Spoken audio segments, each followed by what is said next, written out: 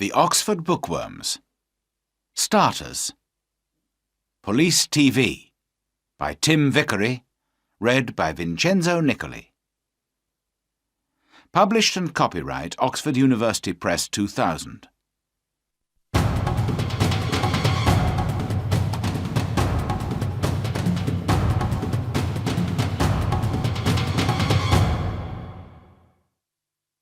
Chapter 1. The Jogger. Dan and Sue are police officers in London. It is a Tuesday morning and Dan is angry. "What's the matter, Dan?" Sue asks. "Look at this," Dan says. "Every day someone steals money from people near the shops. We must stop this." "Yes, of course," Sue says. "But who is it?" "There is a jogger," Dan says. "Every day he runs near the shops. Sometimes he runs into people. Perhaps he steals the money." "OK," Sue says. "Let's go to the shops. Perhaps we can see this jogger." They sit upstairs in a window over the shops. Dan has a radio. They watch the people in the street. "Look," Sue says. "There's the jogger." The young man runs into an old woman and she falls down. The jogger puts his hand on the old woman's arm. "I'm sorry," he says. "Can I help you? Here's your bag." Then a young woman shouts at him. "Don't run here," she says. "It's dangerous. Go away." The young man runs away. Dan talks in his radio. "Quick, stop him. He's running up North Street." A police car stops the young man in North Street. "Are you okay now?" Sue asks the old woman. "Yes, thank you." "Where is that nice young woman? I can't see her now." "Have you got all your money?" Sue asks. The old woman looks in her bag. "No, I haven't. My money's in my purse. But my purse isn't here." "OK, Sue," Dan says. "Let's talk to the jogger." "Who are you?" Sue asks the young man. "My name's Peter Jones. Why? Who are you?" "We're police officers." "Why do you go running past the shops every day?" "Why not? I like running." "OK," Dan says. "Let's look for the money." "What money?" Peter Jones asks. "What are you talking about? I never take money with me when I run." Dan looks for the money, but he cannot find any. "Can I go now?" Peter Jones asks. "OK," Dan says angrily, "but don't come back." "Why not?" Peter asks angrily. "I live here, and I'm not doing anything wrong." He runs away. "What do we do now?" Sue asks. "Where is the old woman's money and her purse?" "I don't know," says Dan. "Somebody has it. But who?"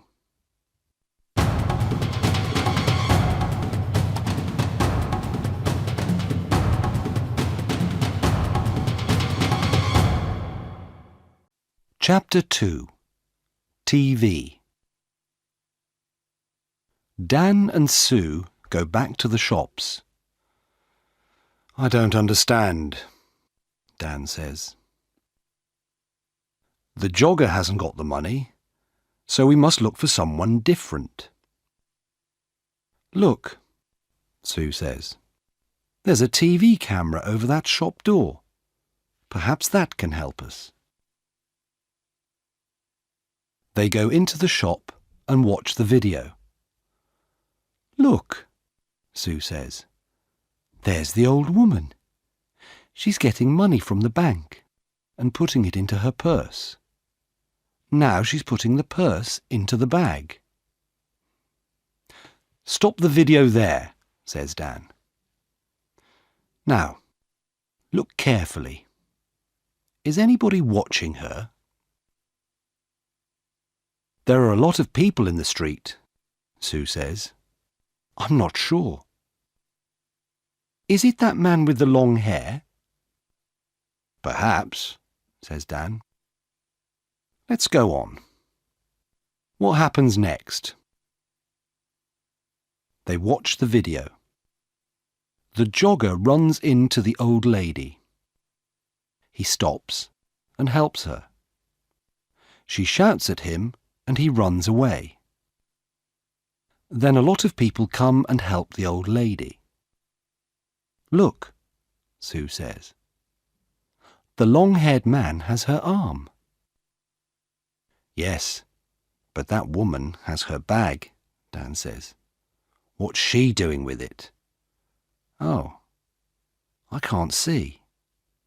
There's a man in front of her. Listen, I have an idea, Dan says. You go to the bank tomorrow and take some money out.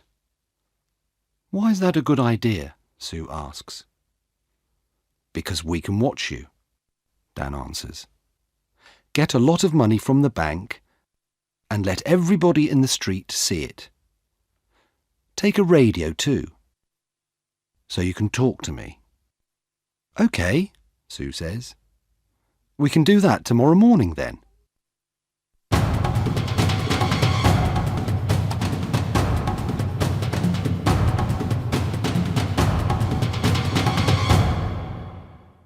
Chapter 3. Help me, quick. Next day, Sue goes to the bank. Dan is watching with another policeman, Jim. They have radios. I'm getting the money now, Sue says.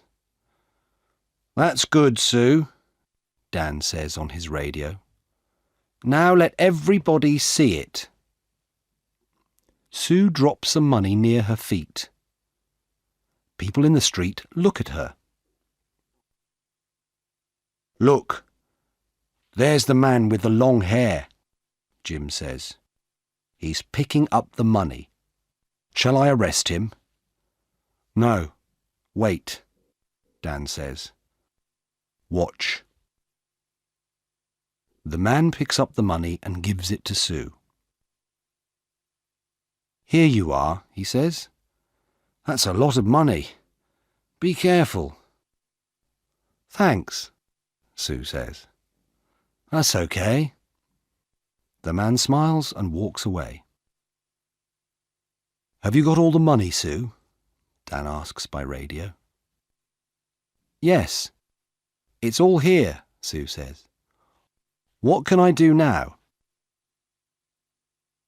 Buy some things in the shops and then walk slowly down the street, Dan says. We're watching you. Sue buys some apples, milk, and bread. Then she walks slowly down the street.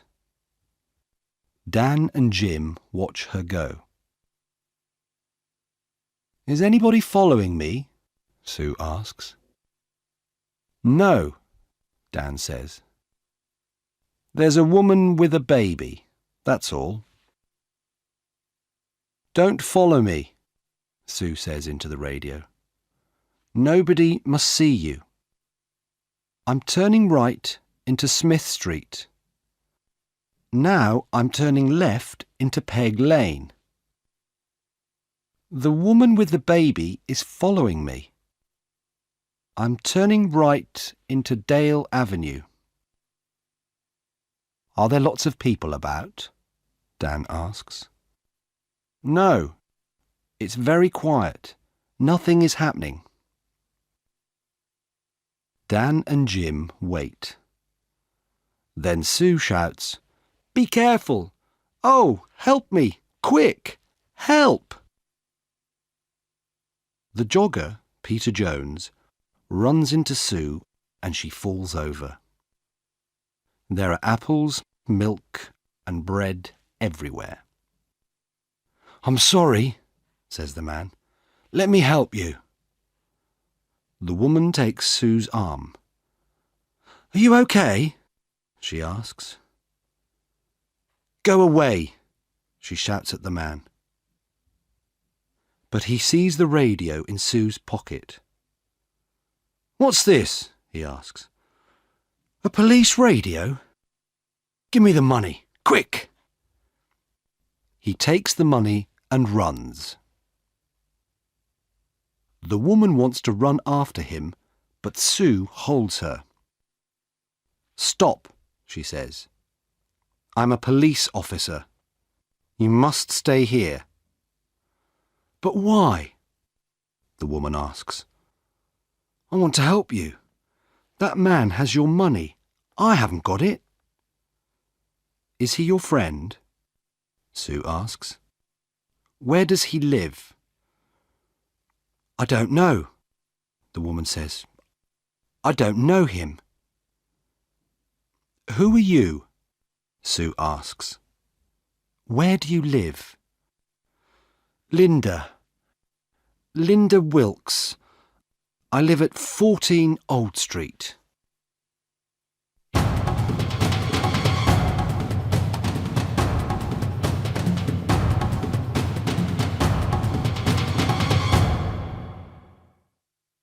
Chapter 4.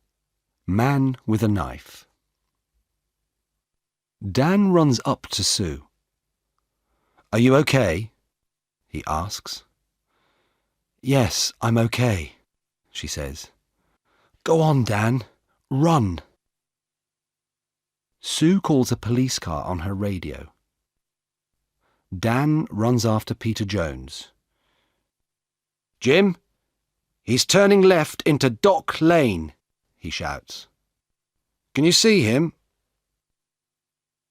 "I can see him, but he's running very fast," Jim says. The jogger sees Jim and gets into a boat. Jim runs to the river and gets into the boat too. "Stop," Jim says. "I'm a police officer." "Oh, no!" The jogger, Peter Jones, hits Jim and he falls into the water. The boat goes across the river. Dan helps Jim out of the water. "He's going into a cafe," Dan says. "Come on, let's run to that bridge."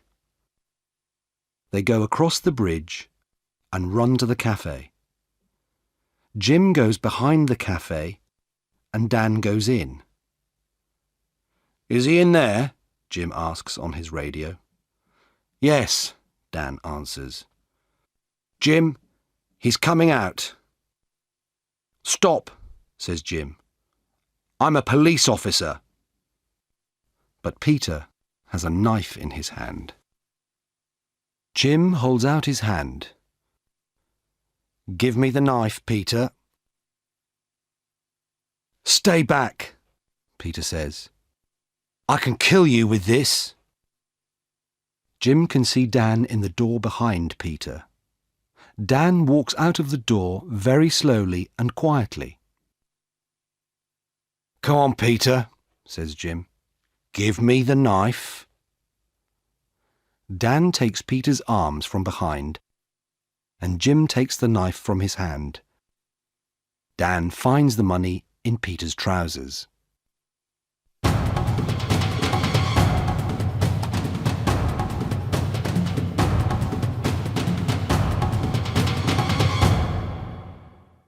Chapter 5. At the police station. I want to go home now, says Linda. My baby is hungry and tired. Do you know Peter Jones? Sue asks. Do you and Peter steal money from people? No, I don't know him, and I never steal money. Do you know this woman, Peter? Dan asks. No, says Peter. I don't know her. Who is she? Dan and Sue go back to their office. Does Linda work with Peter? Dan asks Sue. Yes, she does, says Sue. Watch this video. Look, there she is. She's watching me get the money, and now she's talking to someone on her phone. But who is she talking to? She's talking to Peter, of course. Now she's following me and talking to him again. She's talking about me.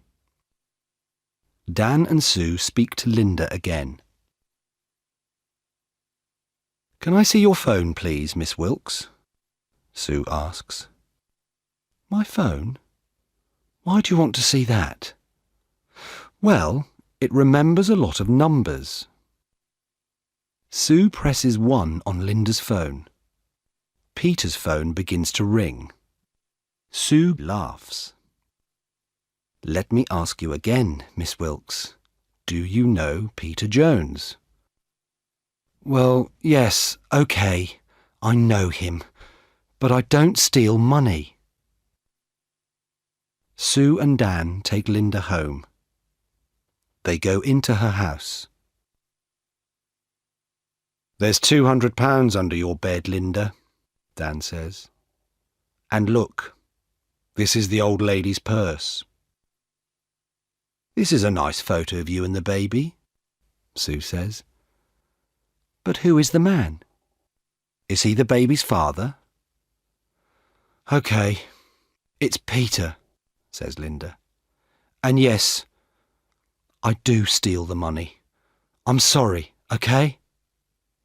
No, Linda, it's not OK, Sue says. It's not OK at all.